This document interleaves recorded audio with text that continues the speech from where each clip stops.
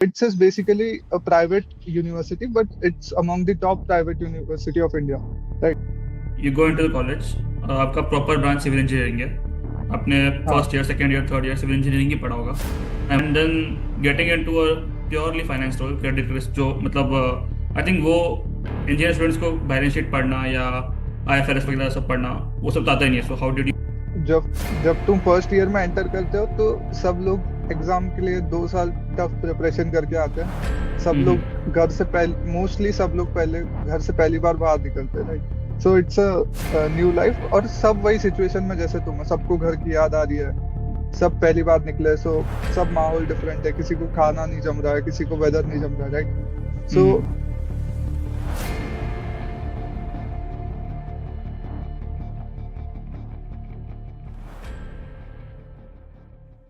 So, hello and welcome to another episode of For a Reason. Today I have with me Tanish Kataria. Tanish has been doing his civil engineering from BITS Hyderabad, and now he has been interning into Deutsche Bank credit risk role. So, welcome to the podcast, Tanish. hi Rana, it's nice to be here, and I look forward to a great conversation. Okay. So, yeah, the reason I have Tanish with me is people generally think after 12 they are either going to go for science background or something about commerce. But Tanish here has done something which is exciting to me because मेरे लिए after 10 it was very very pretty clear कि या तो मैं science लूंगा and मैं engineering doctor वाली field में जाऊंगा, या फिर मैं कॉमर्स लेके सीए या फिर फाइनेंस के वर्क में जाऊंगा। But he has been doing both. So पहले we will try to understand कि बिट्स कैसा है, बिट्स का रोल क्या था इन सब में। तो you can start with firstly why BITS and how its life at BITS. Lockdown लग गया, हाँ, we are from the same तो बैच, या बराबर। या सो हाँ। पूरा सब ऑनलाइन ऑनलाइन क्लासेस शुरू हो गए। एंड मतलब मैं मेरे केस का बता सकता हूँ कि मेरा ऑनलाइन में फोकस नहीं था, राइट? सो इतने ध्यान से पढ़ नहीं पा रहे थे, सब लोग घर पे थे तो टाइम पास हो जाता था, घूमने चले जाते थे ऐसे ही दोस्तों के साथ। सो इतने फोकस से पढ़ाई नहीं हो पाई। स्टिल जितना हो पाया 11th 12th निकाला, जेई का एग्जाम दिया, जेई मेंस तो क्लियर हो गया, बट मुझे पता था मेरा एडवांस नहीं होने वाला। सो एट हम्म। दैट टाइम, मतलब I knew of bits, but at that time I thought कि इसके बाद बेस्ट ऑप्शन क्या होगा। इसके बाद एक तो तुम महाराष्ट्र के गवर्नमेंट कॉलेजेस में जा सकते हो, एनआईटीज में जा सकते हो, या फिर बिट्स एक ऑप्शन है। BITS BITS is basically a private university, but it's among the top private university of India, right? So वहाँ पे एजुकेशन अच्छा है, वहाँ का ब्रांड वैल्यू बहुत अच्छा है। पूरे इंडिया में सिर्फ 3 ही कैंपसेस है। So overall it is a good package. So I thought कि ठीक है, ये रियलिस्टिक है, ये अपन क्रैक कर सकते हैं। सो मैंने थोड़ा अपना प्रेप बिटसैट के ओरिएंटेड कर दिया। बिटसैट के एग्जाम और जेई में बस स्कोर ये डिफरेंस है कि टाइम सेम होता है, बस बिटसैट में मार्क्स ज्यादा होते हैं एंड नंबर ऑफ क्वेश्चन ज्यादा होते हैं, तो यू नीड स्पीड अच्छा। टू सॉल्व ठीक है। Them, right? सो थोड़ा उस तरीके से प्रेप किया।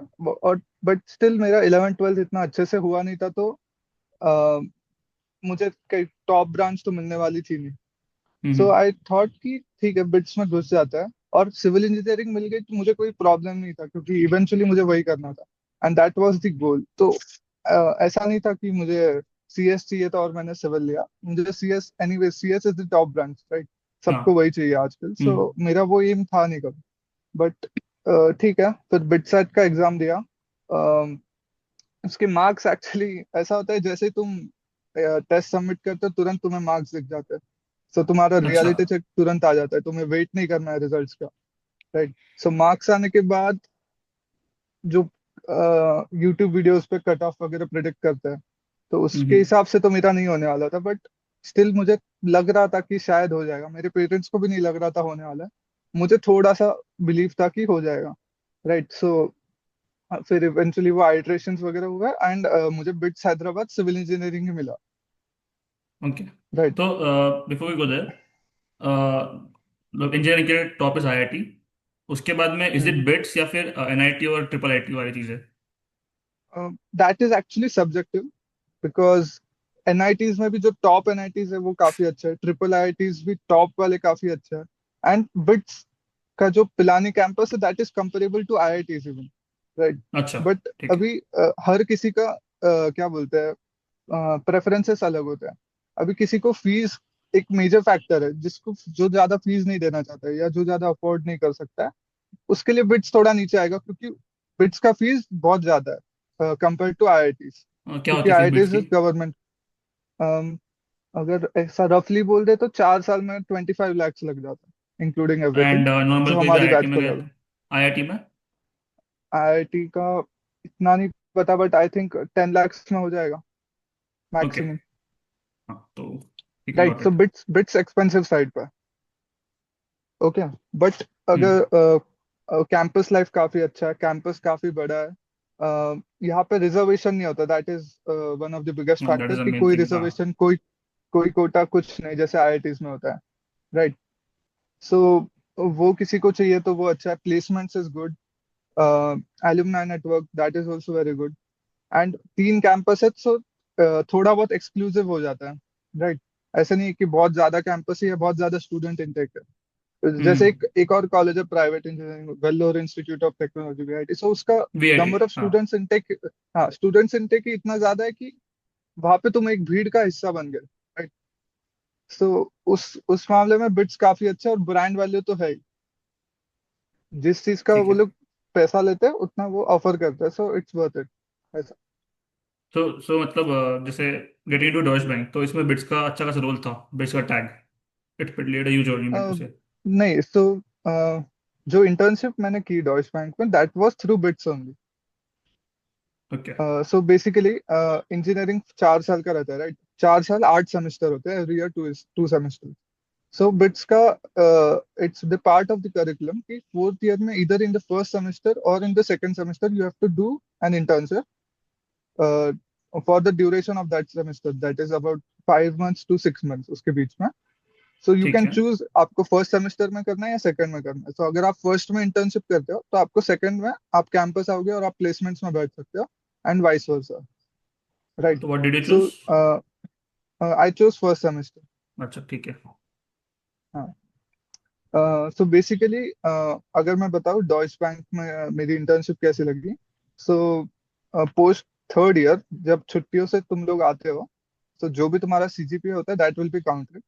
एंड उसके बाद you can apply for companies. So companies every year BITS के कैंपसेस में आती है for this internship roles, and to take students in their companies for various roles, जैसे भी उनका रिक्वायरमेंट हो। और उन्हें स्टाइपेंड वगैरह ऑफर करता है। एंड बेसिस ऑन दैट, जब तुम 6 महीना इंटर्न करते हो तो वो उन्हें प्लेसमेंट ऑफर्स देते अच्छा, बट हैं। Right. Let's let's take a step back. You go into the hmm. College, आपका प्रॉपर ब्रांच सिविल इंजीनियरिंग है। आपने हाँ। First year, second year, third year civil engineering ही पढ़ा होगा, आई एम अज्यूमिंग। हाँ। And then getting into a purely finance role, credit risk, जो मतलब आई थिंक वो इंजीनियर स्टूडेंट्स को बैलेंस शीट पढ़ना या आईएफआरएस वगैरह सब पढ़ना, वो सब तो आता ही नहीं है। So how did you like go into that?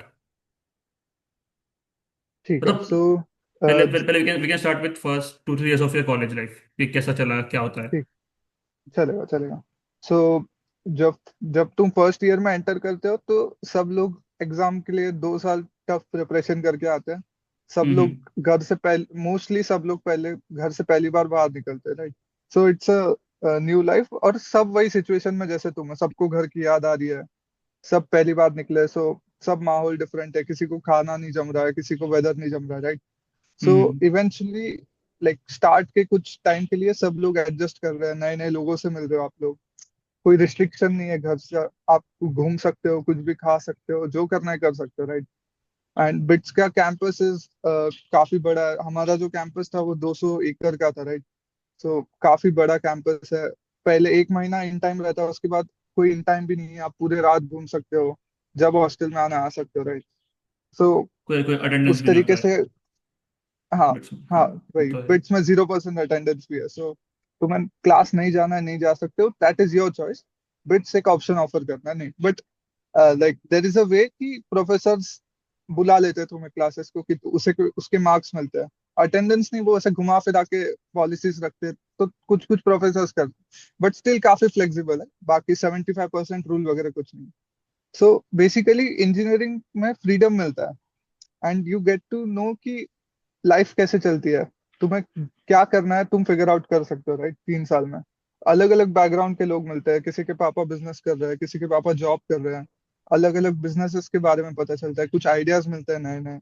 You can discuss ideas. अगर तुम्हें कोई टेक स्टार्टअप करना है तो तुम्हें कोडिंग वाले लोग मिल जाएंगे। तो काफी डिफरेंट टाइप ऑफ लोग हैं, और तुम बात जितनी बातें करोगे उतना नया सीखने को मिलता है। सो उस तरीके से सही था। और सिविल इंजीनियरिंग ये था कि फर्स्ट ईयर जब इंजीनियरिंग का होता है उसमें सबको कॉमन सब्जेक्ट होते हैं, तुम्हारी जो कोर ब्रांच है वो नहीं पढ़ा है। अच्छा, तो मतलब इधर मैं मैं जो मैं पढ़ रहा कंप्यूटर था, साइंस का भी हूँ, मैं कुछ भी रहूँ, मुझे सब सेम पढ़ना है। हाँ, फर्स्ट फर्स्ट ईयर तुम्हें वही सब फिजिक्स केमिस्ट्री मैथ्स और क्या बोलते हैं, क्या लैब्स वैब वो सब सेम रहता है फर्स्ट ईयर में। जो तुम्हारी अच्छा, कोर ब्रांच है वो सेकंड ईयर से शुरू होता तो मतलब आप कोर ब्रांच की पढ़ाई लगभग 2 साल ही करते हो, 2 से 2.5 साल बस? है। हाँ, 2 साल ही करते हैं। अच्छा, ठीक है। ठीक है। तो फर्स्ट ईयर खत्म हुआ, मेरा सीजीपीए बहुत खराब आया। एंड फिर मैं घर गया, फिर मैंने रियलाइज किया कि मैं इतने पैसे दे रहा हूँ, मैं इतने अच्छे कॉलेज में आया हूँ, जो काफी लोगों का ड्रीम होता है, अगर मैं यहाँ तक पहुंच पाया हूं, तो मुझे इसका यूटिलाइज करना चाहिए। तो सेकेंड ईयर फर्स्ट सेमेस्टर से मैंने कॉन्शियस एफर्ट लिया कि मैं थोड़ा एकेडमिक्स पे ध्यान दूंगा। ऐसा नहीं कि मैं दिन भर पढ़ता रहूंगा, दोस्तों के साथ जाऊंगा नहीं, खेलूंगा नहीं, वैसे नहीं, बट पढ़ते रहूंगा और साथ में बाकी फन भी करूंगा। सो मैंने, और सेकेंड ईयर से सिविल इंजीनियरिंग भी शुरू हो जाता है। So now coming to the finance part. So हमारा कॉलेज माइनर्स ऑफर करता है। सो ठीक है। मेरी जो डिग्री थी, that is a major in civil engineering with a minor in finance. Okay. So ये माइनर्स क्या में होते हैं, मतलब एग्जांपल्स कुछ और? हाँ। तो फाइनेंस में माइनर कर सकते हो तुम, डेटा साइंस में माइनर कर सकते हो, रोबोटिक्स में माइनर कर सकते हो। एक सीएनआई माइनर होता है जो सीएस ब्रांच पे नहीं है, बट उसको कोडिंग रोल्स के लिए जाना है, तो उसमें एमएल होता है, एआई वाला एक कोर्स होता है। सो एक सीएनआई माइनर करते हो। सो दीज आर ऑप्शंस कि जो तुम नहीं पढ़ रहे हो वो भी तुम पढ़ सकते हो। अच्छा। और वो okay. Minor complete, that you will complete in the duration of your second year to fourth year. तो माइनर कंपलसरी होता है या इट्स एन ऑप्शन नहीं कि? नहीं, दैट इज ऑप्शनल। उसके अच्छा। थोड़े एक्स्ट्रा पैसे लगते हैं, बहुत लाइक ज्यादा नहीं है वो। बट अगर वो तुम देते हो और तुम वो कोर्सेज की एलिजिबिलिटी कंप्लीट करते हो, तो तुम्हें तुम्हें वो माइनर ऑफ मिल जाएगा गॉट वैसे। इट। तो वो माइनर मेरा, आई थिंक, हाँ, 2-1 से सेकेंड ईयर फर्स्ट सेमेस्टर से ही शुरू हो गया था। तो उसका फाइनेंस माइनर बेसिकली कि तुम्हें 6 कोर्सेज करने होते हैं over the duration of like 4 semesters. वो तुम 6 कोर्सेज कंप्लीट करते हो तो तुम्हें माइनर मिल जाता है तुम्हारी डिग्री के साथ। वो 6 कोर्सेज का अगर मैं नाम लूँ तो fundamentals of financial accounting, financial management, derivatives risk and management, hmm. Business analysis and valuation, financial risk and management, और एक और था securities analysis and portfolio management. ये छह तो ये कोर्सेज नहीं, सो ये कोर्सेज बिट्स के खुद के बने हुए होते हैं या कोई और मतलब कोई और करवाता है, ये सब नहीं कुछ नहीं, होता है? ये बिट्स के खुद के होते हैं, जो बिट्स का खुद का फैकल्टी पढ़ाता है। अच्छा। ओके। हाँ। सो मतलब बिट्स में एक और एक ये होता है, if you know, dual degree program होता है। तो उसमें जो इकोनॉमिक्स वाले बच्चे होते हैं वो हम्म। लोग ये कोर्सेज पढ़ते ही है। तो ये माइनर अगर मैं लेता हूँ तो मैं ये 6 कोर्सेज पढ़ सकता हूँ वैसे। ठीक है। ठीक है। सो मैंने ये माइनर में एनरोल कर लिया। उसके बाद क्योंकि मेरा फाइनेंस में कोर इंटरेस्ट था ही, मुझे फाइनेंस पसंद था, और मेरा मैथ्स भी सही था, और मैं पॉडकास्ट वगैरह भी सुनता रहता था फाइनेंस के। सो आई थॉट कि फाइनेंस सही सही रहेगा, कर लेते हैं। बाकी कोडिंग वोडिंग में मुझे कोई इंटरेस्ट था नहीं। सो मैंने फाइनेंस माइनर ऑप्ट किया सेकेंड ईयर। सो बेसिकली वो ऑफ शूट होता है आउट ऑफ 60। एंड जैसे मैंने ग्रेडिंग का बताया, सो मेरा ऑफ शूट था 50/60, which is like decent enough.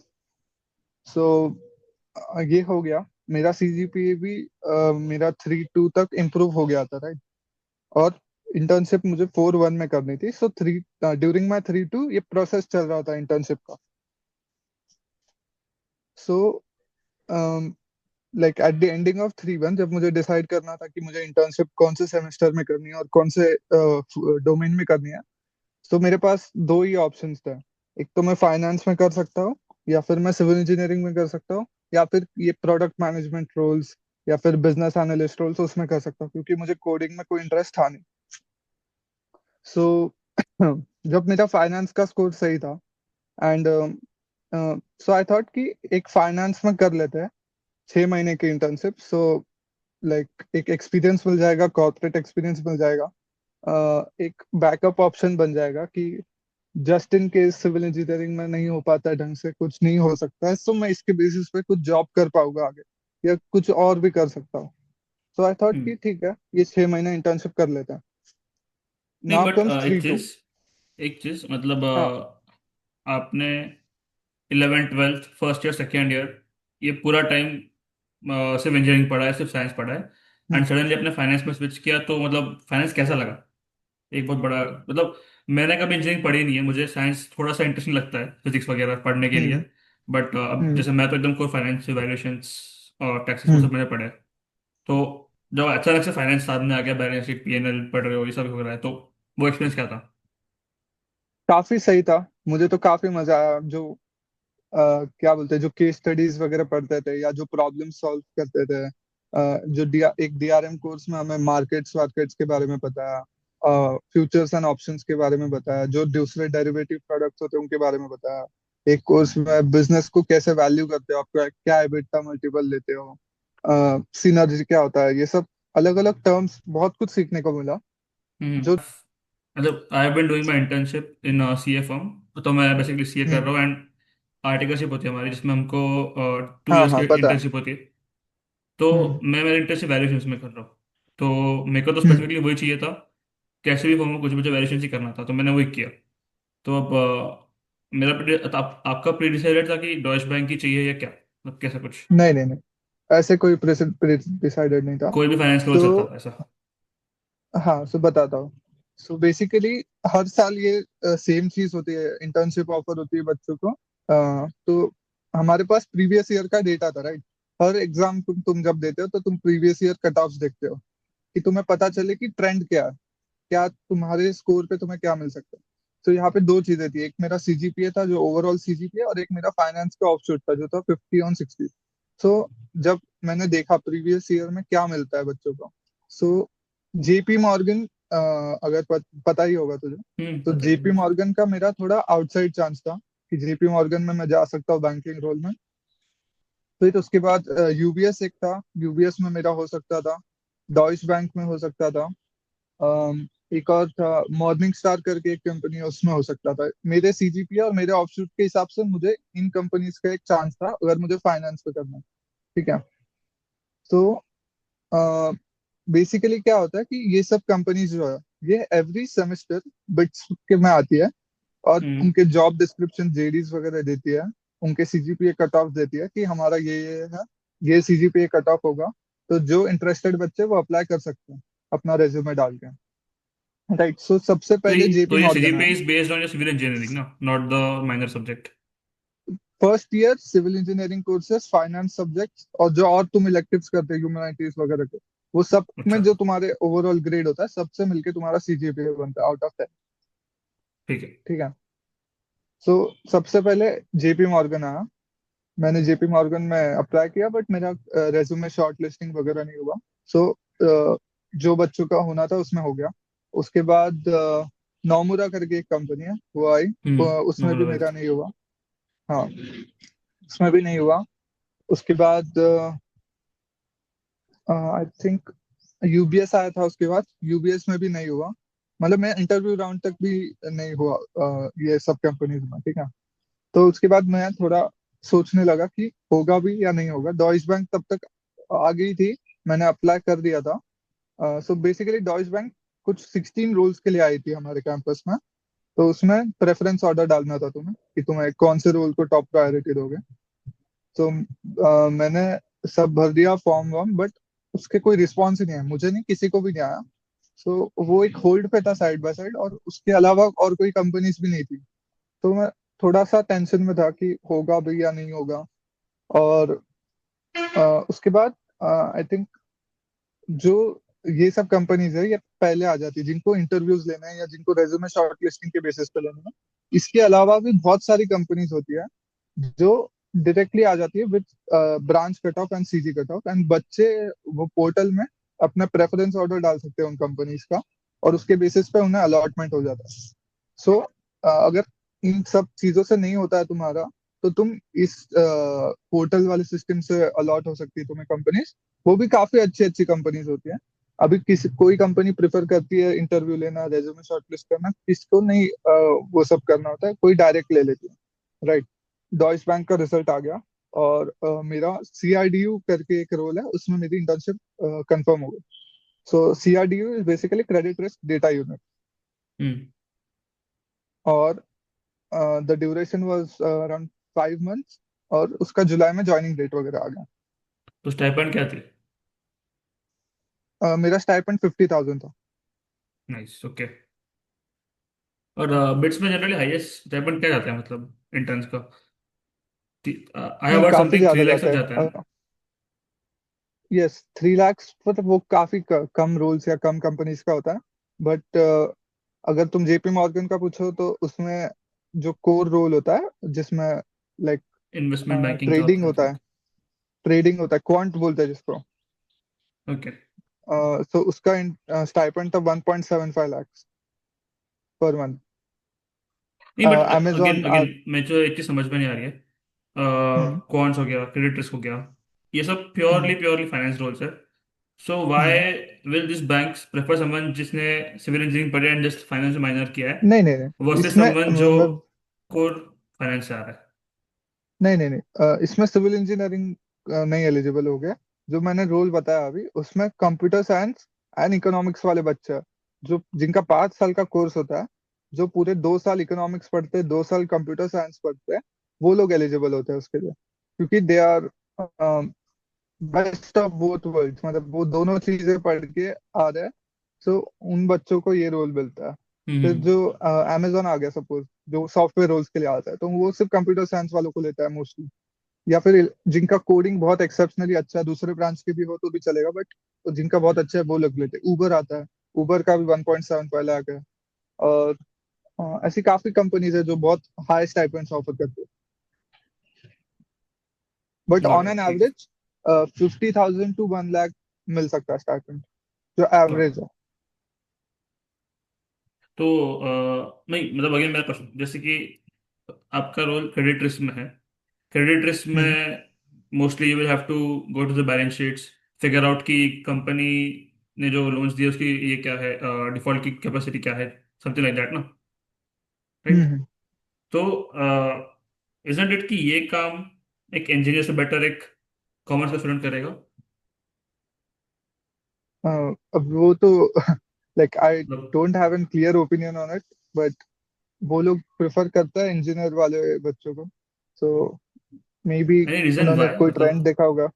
No, I don't know, मतलब थिंकिंग वैसे उस सेंस में हो जाती है, प्रॉब्लम सॉल्विंग हो जाता है। सो उस सेंस में काफी इंजीनियर्स को प्रेफर करता है। जो मेरी डॉइच बैंक था उसमें भी CA थे, आर्टिकल्स कर रहे थे, आर्टिकलशिप वहां पे भी। बट इंडस्ट्रियल जो ये ट्रेनिंग? क्रेडिट रिस्क वाले रोल है उसमें हाँ, इंडस्ट्रियल ट्रेनिंग वाले अलग थे, आर्टिकलशिप वाले अलग थे, और इंजीनियर्स अलग थे। मोस्टली अच्छा। इंजीनियर्स को कंप्यूटर साइंस या टेक रोल्स में लेते हैं, बट फाइनेंस रोल्स में भी इंजीनियर अगर उसका थोड़ा भी उन्होंने फाइनेंस पढ़ा है तो वो प्रेफर किया जाता है। ओके। एंड जो जो स्टाइपेंड होती है वो इंजीनियर्स के लिए सी सी आर्टिकल्स के सबके सेम होती है क्या, या कुछ का डिफरेंस? नहीं नहीं, CA का आई थिंक 15K था, और जो मेरा रोल था उसमें 50,000 था। डॉइच बैंक 50,000 देता है, UBS जो है वो 60,000 देता है। 60 देते हैं यूएस का, जो तो पता। रोल्स, हाँ हाँ, उस सेंस। ठीक है। तो डॉइच बैंक में यू एंटर्ड एंड नाउ फिर अपने क्रेडिट रिस्क में काम किया। क्रेडिट रिस्क में एग्जैक्टली क्या होता है, वो थोड़ा सा बैकग्राउंड टाइप्स? तो ये जो लॉस कैलकुलेट करना है, ये मेरी टीम का काम था। मतलब वो ठीक है। कोलैटरल की और प्रॉपर्टी इसमें की जो वैल्यू डेटा क्या है, आता है, सिंपली सिंपली स्पीकिंग? नहीं नहीं नहीं, सो अभी प्रॉपर्टी की वैल्यू अभी 90 लाख है, राइट। जस्ट हाँ। इन केस कोई फाइनेंशियल क्राइसिस हो गया, या फिर जैसे रियल एस्टेट मार्केट क्रैश हो गया, सो वर्स्ट केस वो प्रॉपर्टी की वैल्यू कहाँ तक गिर सकती है। हाँ, तो उसके बेसिस और पे जब कितना तुम लोन रिकवर ऐसे हो ऑप्शन, पाएगा? हाँ राइट, तुम जब ऑप्शन ऑफ करते हो प्रॉपर्टी, तो तुम्हें ऑप्टिमम वैल्यू नहीं रियलाइज होती, थोड़ा कम मिलता है। सो वो फैक्टर इन करके, जो टाइम का वैल्यू है वो फैक्टर इन करके, ये सब फैक्टर इन करके मुझे कितने लॉस हो सकता है ये कैलकुलेट करना, और इसके लिए ऑलरेडी प्रोविजंस बना के रखना, ताकि तुम्हें एट ए टाइम नहीं हिट हो। सो सपोज तेरे केस में अगर सब कुछ करके मुझे 20 20 लाख का लॉस हो सकता है मैक्सिमम, राइट। सो मैं वो 20 लाख के लिए प्रोविजंस पहले से अपने बैलेंस शीट में बना के रखूंगा, कि जस्ट इन केस में ये डिफॉल्ट कर देता है, सो मुझे इतना हिट होगा जिसके लिए मेरे पास प्रोविजंस ऑलरेडी रेडी है। सो मैं सफर नहीं करूंगा। लेमन टर्म्स में ये हो गया, राइट। एंड ये सब जो डेटा है, लाइक तेरे कोलाटरल का वैल्यू, तेरा क्रेडिट रेटिंग, ये सब मॉडल से कैलकुलेट होकर हमारी टीम के पास आता था, जिसको हमें वैलिडेट करना है, जिसे हमें मंथ ऑन मंथ चेक करना है, और उससे लॉस को, एक्सपेक्टेड क्रेडिट लॉस ईसीएल को कैलकुलेट करना है, and we have to report it to the stakeholders कि ये आज के दिन पे डीबी का इतना ईसीएल हो सकता है, ऐसा बता दें। तो ईसीएल एक्सपेक्टेड क्रेडिट लॉस क्या होता है? Probability of default, PD, into hmm. exposure at default, EAD, into loss given at default, LGD। ये एक फॉर्मूला है उसका, हाँ हाँ राइट। हाँ, I know सो this, हाँ। ओके, सो जितनी पीडी कम है, जितना प्रोबेबिलिटी ऑफ डिफॉल्ट कम है तेरा, उतना मेरा ईसीएल कम हो जाएगा। कम हो जाएगा। राइट। ठीक है। सो इसका IFRS 9 बेसिकली एक 3 स्टेज मॉडल है। Stage 1, stage 2, stage 3। सो जो जो मेरे लोन्स है या जो मेरा एक्सपोजर है, that is performing normally, that is performing well, जिसका प्रोबेबिलिटी ऑफ डिफॉल्ट काफी कम है, वो मेरा स्टेज 1 में आएगा। जैसे hmm. Suppose Deutsche bank has given an loan to, suppose Birla, Birla मान लेते हैं, राइट। सो बिरला का क्रेडिट रेटिंग टॉप नॉच है, उसका हिस्ट्री टॉप नॉच है, उसका बैलेंस शीट टॉप नॉच है, राइट। एंड वो हर एक पेमेंट टाइमली कर रहा है। सो वो मेरे स्टेज 1 के अंडर आएगा कि सब कुछ सही चल रहा है, कोई रेड फ्लैग्स नहीं है। उसके बाद आते हैं स्टेज 2, जिनका पेमेंट सब टाइमली हो पा रहा है, कोलैटरल वगैरह है, या कोलैटरल नहीं भी हो तो भी चलेगा, and everything is good, but still there is a chance कि यहाँ पे कुछ गलत हो सकता है। सो वो स्टेज 2 में आएगा। एंड स्टेज 3, वो वाले प्रोडक्ट्स आ जाएंगे जो डिफॉल्ट कर चुके हैं, जैसे ओके। अनिल अंबानी। तो अनिल अंबानी को अगर लोन दिया होता डॉइच बैंक ने, तो उसका जो लोन है वो स्टेज 3 में आता, जिसको मैं डिफॉल्टेड मान चुका हूँ अपने बैलेंस शीट में या अपने अच्छा, पीएनएल तो में। वो आने वाला ही नहीं, अगर आ गया तो इट इज गुड, अदरवाइज वो आने वाला ही नहीं हाँ, इस पे। या उसको उसको राइट ऑफ कर दिया है। अगर रिकवरी हो गई तो ठीक है, नहीं हुई तो भी ठीक है। गॉट इट, ठीक है, समझा। सो ये स्टेज 1, 2, 3, इसको मंथ ऑन मंथ एनालाइज करना है। और ऐसा भी हो सकता है कि सपोज जो अनिल अंबानी की कंपनी है, एक टाइम तक उन्होंने डिफॉल्ट किया, उसके बाद उनका बिजनेस सही चलने लगा, they make timely payments, they start paying on time, उनका कैश रोटेशन होने लगा, so they can move from stage 3 to stage 2, that is stage two. Also possible. हाँ, एंड ठीक है। Given companies from stage 1 and stage 2 can also move to stage 3, ये भी possible है। तो ये सब को डेटा को एनालाइज करना है, एक्सपेक्टेड क्रेडिट लॉस को कैलकुलेट करना है, एंड स्टेक होल्डर्स को रिपोर्ट करना है। हम्म। ये रोल था। ठीक है।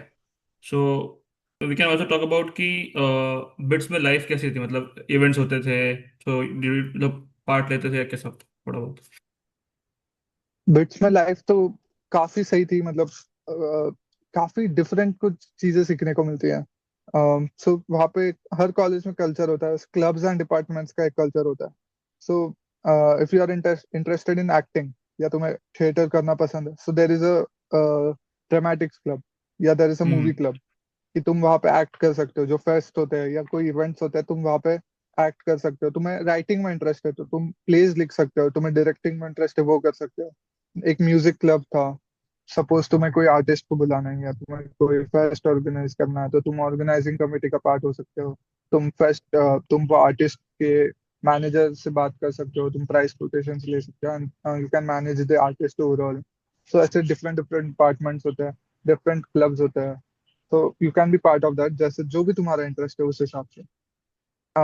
Apart from that, sports facilities काफी अच्छी थी। जो तुम्हें स्पोर्ट खेलना है खेल सकते हो, तुम्हें बाहर ग्राउंड में क्रिकेट खेलना है तुम रात तक खेल सकते हो, फ्लड लाइट वगैरह सब ऑन रहता था।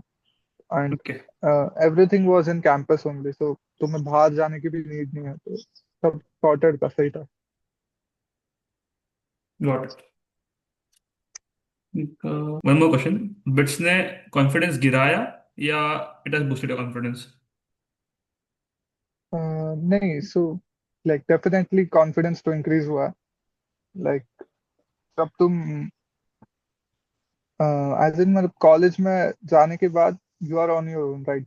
सो दो चीजें, एक तो क्या बोलते हैं, एकेडमिक्स और तुम्हारी प्लेसमेंट्स हो गई, and second thing is life कि अगर तुम रह लिए 3 साल और तुम हम्म। सब चीजें अपने आप मैनेज कर सकते हो, and like to you can make friends in a new environment, you can manage your expenses, you can live far from home, so मेरे हिसाब से that is a good thing। तुम्हें काफी कुछ सीखने को मिलता है, तुम्हारा कॉन्फिडेंस इंक्रीज होता है, you learn about travel. Travel भी एक बड़ी चीज है इन अ न्यू सिटी, और जहाँ पे तुम्हारे लैंग्वेज बैरियर है वहां पे भी अगर तुम सही से ट्रैवल ट्रैवल कर सकते हो, इफिशिएंटली ट्रैवल कर सकते हो, सो सही है उस हिसाब से। कॉन्फिडेंस में तो काफी बूस्ट मिलता है। तो हमारे साइड और कुछ ऐड करना है क्या? नहीं, सब सही था। Good podcast, and yeah great questions, love to interact. ठीक है, आई जस्ट समराइज एवरीथिंग थोड़ा बहुत। अ, तो ठीक। एक बिट्स की फीस इट्स अराउंड 25 lakhs, जो आईआईटी से काफ़ी ज़्यादा होती है। दैट्स अ थिंग जहाँ पे लोग कभी कई बार बिट्स करने सेकंड थॉट्स देते हैं, because it's a private institute. But I said कि बिट्स पिलानी का जो कैंपस है that is, BITS Pilani is at private and IIT, तो people also prefer that. Then there are 4 semesters in BITS. पहले पहले 2 सेम में you have to only study, मतलब हर एक इंसान को, चाहे वो सीएस का नहीं, हो या टोटल सिविल 8 सेमेस्टर्स। हाँ सॉरी, टोटल 8 semesters है, एंड पहले 2 semesters में यू हैव टू स्टडी, सबको सेम स्टडी करना पड़ता है, चाहे वो कंप्यूटर साइंस का हो या सिविल इंजीनियरिंग का हो या कोई भी हो। फिर स्टिल बिट्स में होता है ये कंफर्म, तो बिट्स का एडवांटेज है कि you get to do minor in something else, hmm. And you also get to explore कि मेरा इंजीनियरिंग में सही में इंटरेस्ट है या नहीं, and you also have an option to switch to another career path. तो यस, यस, जैसे ही आपने डेफिनेटली। फाइनेंस माइनर लिया, आपको कुछ 6 सब्जेक्ट पढ़ने पड़े थे, वैल्यूएशंस, मार्केट्स वगैरह, something like that. And then based on that and based on civil engineering score and everything का CGPA, you get an internship.